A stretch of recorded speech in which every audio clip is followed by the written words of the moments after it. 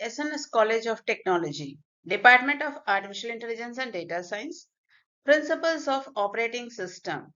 This session, we are going to have a discussion on operating system structures. The third structure that we are going to discuss here is the layered structure.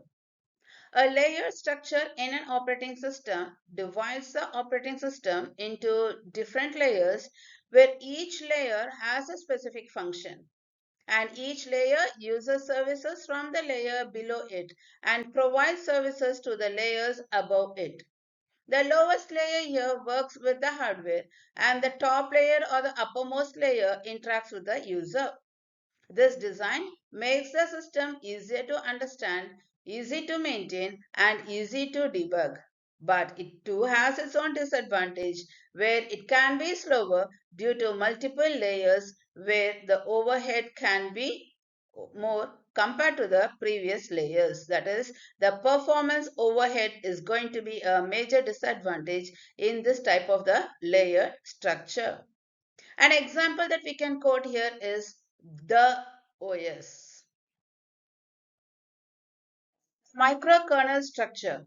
A microkernel structure in an operating system keeps the kernel very small by including only the basic functions like the process management, memory management, and inter-process communication. Other services such as device drivers and file systems run in user mode. This design improves the security and reliability because a failure in one service does not crash the whole system, but it may slower due to extra communication between the components. That means the disadvantage here is the communication overload.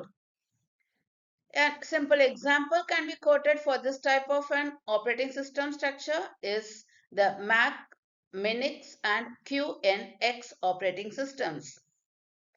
The diagrammatic representation here explains our discussion where we can see every components are being put up as smaller functions or basic functions operations like the applications IPC, interprocess communication, the server, the Unix here, the device drivers, and the file server, where they are all making up the microkernel structure.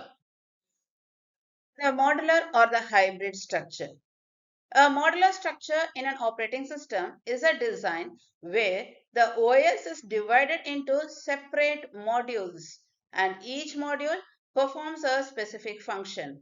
These modules can be added, removed, or modified independently without affecting the entire system.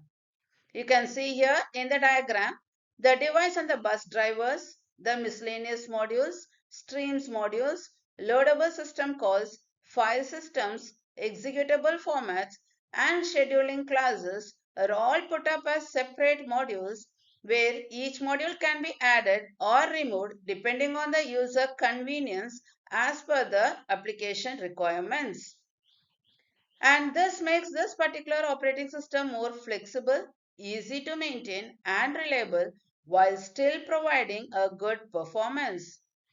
The advantages are these, and we can see a simple example here for the modular operating system, the Linux, which uses the loadable kernel module to add features like the device drivers without restarting the system. So, as per the user convenience, whenever a new device has to be added up, the device driver module allows the user to add it using the loadable modules in the Unix operating system.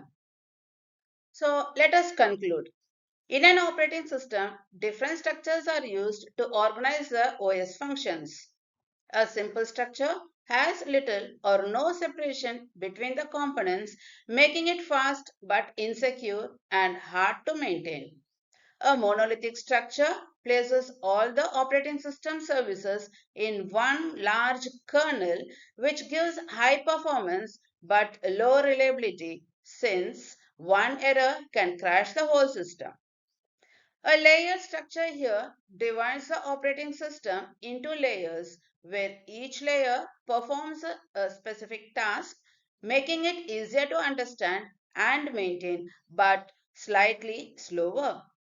A microkernel structure keeps only the essential functions in the kernel and moves the other services to the user space. This improves the security and reliability, but adding communication overhead being a disadvantage. A modular structure here divides the OS into independent modules that can be added or removed easily, offering a good balance between the performance, flexibility, and maintainability. Thank you.